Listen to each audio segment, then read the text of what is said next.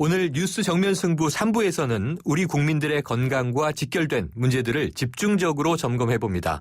국회 보건복지위원장 맡고 계신 김춘진 새정치민주연합 의원과 함께하겠습니다. 안녕하세요, 의원님. 네, 반갑습니다. 네, 지금 오늘도요, 메르스 중동호흡기 증후군 문제가 국민들에게 좀 공포로 확산되는 그런 문제인데요. 네. 지금 문영표 복지장관이 지난 주말 이렇게 얘기를 했어요. 앞으로 2주가 최대한 고비가 될 것이다. 우리 정부의 초기 대응 너무 안일했던 것 아니냐 이런 지적이 나옵니다. 어떻게 보고 계십니까? 저도 똑같이 인식하고 있습니다. 매우 안일하다고 이게 생각을 합니다. 네. 어제 3번째 환자의 가족이 4번째 환자로 이제 확정 판결을 받았죠. 네. 바로 보건당국이 이 메르스에 대한 이 통제가 제대로 이루어지지 않았다는 이 사실로 나타난 거라고 봅니다. 네. 지난주 금요일 날 질병관리본부장을 저희 위원장실에서 네. 면담을 하고 거기에 대한 보고를 들었습니다. 네. 그래서 여러 가지 우려되는 문제점이 많다. 그래서 이렇게 하면은 안 된다. 사실은 이게 이제 매뉴얼이 있는데 네. 2m 이내 이제 1시간 이상 머문 자를 이제 밀접한 접촉자 이렇게 구분하고 있는데 네. 즉각 이 격리 조치를 이제 시행하고 있죠. 그래서 네. 이 간 증상이 나타났을 경우에만 격리 조치를 하는데 이 환자는 이제 증상이 없다고 그래서 이제 자택 격리를 했죠. 네. 그런데 바로 이제 이 환자에서 바로 이분이 이제 환자로서 판명됐지 않습니까? 네, 이것은 네. 탁상 행정의 저는 이 결과라고 봅니다. 그래서 전염병 차단에 있어서는 보다 정부가 선제적으로 능동적으로 대응해야 된다. 네. 이렇게 보고 싶습니다. 네, 지금 김 의원님 말씀처럼 제가 좀 놀라웠던 일이요. 네네. 이 메르스 환자와 접촉한 의료진이나 가족들을 대부분 자택에서 격리 중이라고 이제 전원이 돼서 네네. 놀랐는데 이 격리 시설에 보내줄 것을 요청했지만 보건당국이 거부했다 이런 이야기도 나오는데 이게 사실입니까? 예, 격리시설 수용을 요청해서나 이제 당국이 거부하는 이러한 어처구니 없는 일이 이제 저도 발생했다고 봅니다. 네. 이것은 정부의 메르스 확산 방지에 대한 노력이 미진한 결과다. 네. 이렇게 봅니다. 그래서 자택에 격리를 할 때도 이 가족들이 있지 않습니까? 네. 그래서 가족들한테 옮기 때문에 여기에 대한 뭐 소독을 어떻게 하고 마스크를 어떻게 끼고 뭐 하고 이 굉장히 많은 그런 교육을 시켜야 돼요. 그리고 거기에 뒤따르는 그러한 소독약이나 또 이 마스크나 여러 가지 이 공급해야 될 또 물품들이 있죠. 네. 그래서 이러한 이 문제가 너무나 소홀히 다뤄지지 않았나 네. 이렇게 봅니다. 그리고 다행히 이번에 이제 다른 가족들이 다른 데 떨어져 살기 때문에 다른 가족들한테 전염됐을 확률이 이제 상대적으로 아주 낮죠. 네. 그렇지만은 만일에 가족이 한 집에서 살았다라면은 또 다른 가족들한테도 전염됐을 가능성이 상당히 네. 우려된다고 이게 판단됩니다. 그렇겠죠. 그래서 전염병에 대해서는 보다 능동적이고 선제적인 네.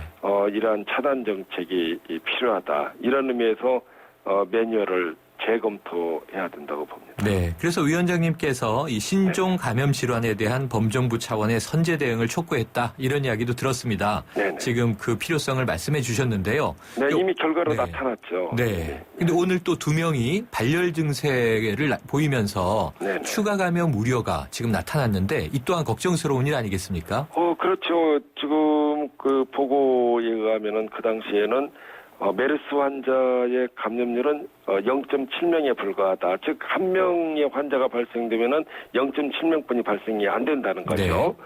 그리고 에볼라나 이런 이 질환에 대해서는 2명이 발생한다. 그렇지만은 우리나라에서는 1명 발생했는데 벌써 이 3명이 네. 이 감염이 됐지 않습니까? 그렇습니다. 이렇게 이 상황에 따라서 달릴 수가 있습니다. 이 면역력이나 또 이 상황 여기에 따라서 감염될 이런 우려가 많은 지역도 있고 그렇지 않은 데도 있고 그래서 네. 저는 우려가 염려되는 데는 철저한 그런 격리와 또 이 이 질병이 차단될 수 있도록 하는 노력이 필요하다. 네. 이렇게 봅니다. 네. 범정부적인 차원의 이제 이 선제 대응을 촉구한 것은 우리가 중동 지역에서 2012년 9월에 이제 메르스 환자 보고가 이루어졌죠. 네. 그런데 우리 중동에 우리 근로자들이 많이 가서 일하고 있지 않습니까? 네. 또 우리 그러니까 이제 이분들이 사실은 지구촌에 어디든지 우리 근로자들이나 우리 국민들이 가서 일할 수 있기 때문에 중동 지역 근로자 위에도 또 다른 국민들도 상당히 이제 출입할 수도 있죠. 네. 그래서 여기에 대해서 이 고용노동부와 법무부 출입국관리본부 등 이 범정부 차원의 대응을 제대로 하지 못했다. 네. 저는 그렇게 봅니다. 그래서 알겠습니다. 우리가 중동 지역에 나가는 분들한테는 어떻게 할 것인지 또 다른 지역에 나갔다가 중동으로 들어가는 사람한테는 어떻게 우리가 주의하라고 알릴 것인지 뭐 이런 문제들도 우리가 간과를 했다 이렇게 보기 때문에 네. 범정부적인 대책 마련이 필요하다. 또 네. 최초 환자가 이제 의원급 의료기관에서 입원도 좀 그랬죠. 불과 이제 네. 4시간 만에 같은 병에서 이제 사용한 이 환자한테 이렇게 전염됐지 않습니까? 네. 이렇게 볼 때 이게 전염성이 낮다. 이렇게 해서 너무나 안일한 대응을 한 것이 아닌가. 그래서 신종 질환이 발생이 됐을 때는 우리가 거기에 대한 대비를 해야 됩니다. 네. 그래서 우리가 관심만 가질 것이 아니라 거기에 대해서 우리 국내에 그런 질환이 유입되지 않고 우리 국민들을 네. 보호할 수 있도록 국가는 철저하게 우리 보건당국, 외교당국, 출입국당국이 서로가 공조체제를 이루어서 범정부적인 차원에서 선제적인 대응을 해야 예, 된다고. 알겠습니다, 의원님. 그런데요, 이 메르스만 해도 큰 걱정인데 네네. 이 건강의료 이슈들이 너무 많아요. 네네. 오늘 식약처에서 그 백소 사태 있었지 않습니까? 네, 그렇죠. 이게 제품 전수조사 결과를 발표했는데 네네. 시중 백소 제품 가운데 진짜 백소라 할 수 있는 제품은 없다. 결론은 이렇습니다. 이거 충격적인 결과 아닙니까? 그러한 문제에 대해서 우리 정부가 적극적으로 이 문제도 대응했어야 된다고 봅니다. 네. 첫 번째로는 이어부피소를 우리가 농가에서 많이 재배하고 있지 않습니까? 네. 그래서 농가에서 재배하는 것을 농림부에서는 이렇게 권장하고 또 여기에 따라서 이러한 이 백소 제품에 대해서 또 이러한 기능성 식품을 이렇게 만드는데 또 이어부피소도 우리가 재배를 하고 그러면은 이미 재배를 권장하기 전에 우리 국민들이 이걸 먹어도 될지 네. 또 그렇지 않으면 우리 국민의 건강에 어떤 문제가 있을지 이런 거에 대한 철저한 이 검증을 하고 또 여기에 대해서 우리가 대응하는 이러한 체계를 만들어 놓고 안전하다고 할 때에 그걸 대대적으로 재배를 해서 우리 국민들 건강을 위해서 드시도록 해야 된다고 저는 봅니다. 네, 그러니까 그런 식약처가 과정을 그랬죠. 거치지를 안 했어요. 맞습니다. 식약처가 4개월 전에는 안전성이 입증 안 됐다 이렇게 경고를 했다가 네네. 지난달에 와서야 또 섭취에는 문제가 없다 이렇게 이제 상반된 평가를 내려서 국민들은 어떤 말을 믿어야 하는 거냐 오락가락했는데 이번에 이 가짜 백소 파동이 남긴 과제 무엇이라고 생각하십니까? 저는 우리가 항상 미리미리 이 대비를 해야 된다고 봅니다. 네. 그래서 일찍 이제 대비를 하지 못했다. 이번 이제 결과에 시중에 유통되는 128개사 207개 제품 중에서 네. 이어부피소가 검출이 된 것이 40건이죠. 네. 그리고 불검출이 이제 10건이고 확인 불가가 157건인데 네.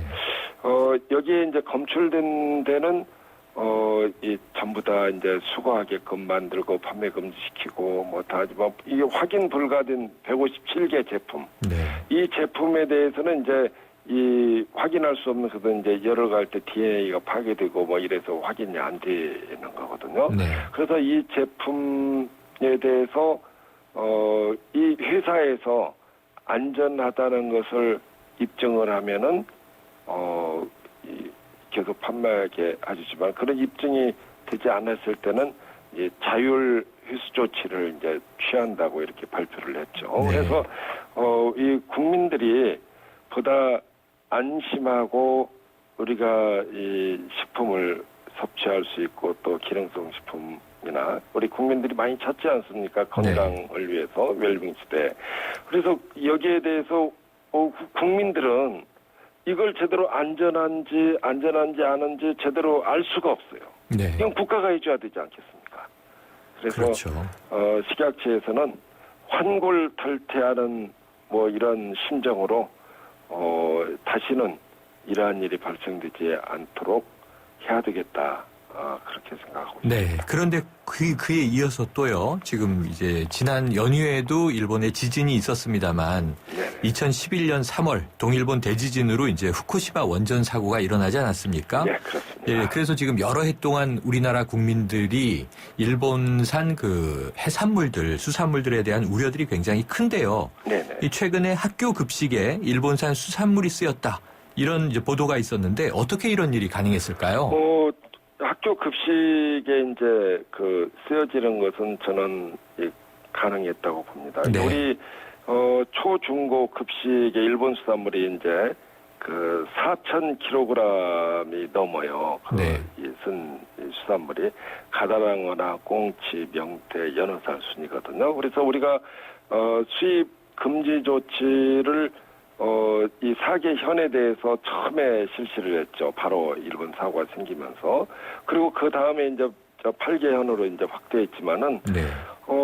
거기에 따라서 우리가 일본 수산물을 이제 수입했을 때 이제 신고 의무를 부여를 했죠. 그러나 요오드나 세슘 등 이제 방사능 물질이 검출되면은 바로 일본으로 돌려보내기로 했죠. 그러나 미량의 방사성 물질이 나올 때, 즉 100바크렐 정도가 이제 2kg 나올 때는 수입을 허용을 했죠. 네. 그것이 3,013톤에 해당돼요. 그동안에 이제 2011년 3월 14일부터 13년 9월 8일까지 네. 그런 기준에 의해서 이제 국내로 반입된 것이 이렇게 됩니다. 그리고 설령 그 지역에서 잡힌 고기가 원산지를 속여서 들어왔을 네. 경우에는 우리가 속수무책이죠. 네. 그래서 제가 원산지 표시에 관한 법을 2008년도에 제출을 해서 이 법이 2009년 12월 31일 날 통과가 됐어요. 네. 그래서 2010년 8월 4일부터 시행되고 있죠. 네. 그래서 어느 정도는 이게 찾아낼 수가 있지만은 규제할 수가 있지만은 우리가 이 바코드를 넣으면은 이게 이력이 쭉 나와야 되거든요. 네. 그래서 그렇게 하기 위한 법을 이 통과를 시켰어요. 네. 그래서 지난 이제 3월 3일 날 이제 법이 통과가 돼서 이 법에 의해서 앞으로 우리 소비자가 보다 안심하고 우리 수산물을 드실 수 있는 유통 이력제가 실시가 된다는 말씀을 드립니다. 네. 알겠습니다. 지금 청취자 질문 하나 받아보겠습니다. 네. 국회 차원에서는 이 백수호 사태에 대해서 어떤 대책을 내놓고 있나요? 이런 질문인데요. 이 백수호 사태 아까 말씀해 주셨던 확인 불가가 157개 제품이다 이런 말씀 주셨는데요. 네네. 자율적인 대책을 촉구하고 있다고 하지만 이게 좀 일파만파인데 국회 차원에서는 어떤 대책이 나올 수 있을까요? 국회 차원에서는 우리가 현안 질의를 통해서 네. 여기 문제점을 다 지적을 했어요. 네. 그래서 안전하다고 한 것을 우리 국민들이 불안해하니까 네. 이게 검사를 해서 한번 우리 전수조사를 해서 밝혀달라. 네. 그래서 이 결과가 나온 겁니다. 네. 그래서 그렇군요. 바로 여기에 따라서 이제 우리가 157개 이 확인 불가 제품에 대해서는 네. 이게 DNA 스스로가 이제 입증을 하지 못하면은 이걸 이제 판매 금지시킨다고 하는데 여기에 따라서 지금 영업자 자율이수 조치를 취하고 있거든요. 네. 근데 자율이수가 아니고 이 강제 이수 조치를 취할 수 있는 방법은 없는지 네. 등 여러 가지를 한번 살펴보도록 하겠습니다. 네, 알겠습니다. 오늘 말씀 감사합니다. 네네. 고맙습니다. 네.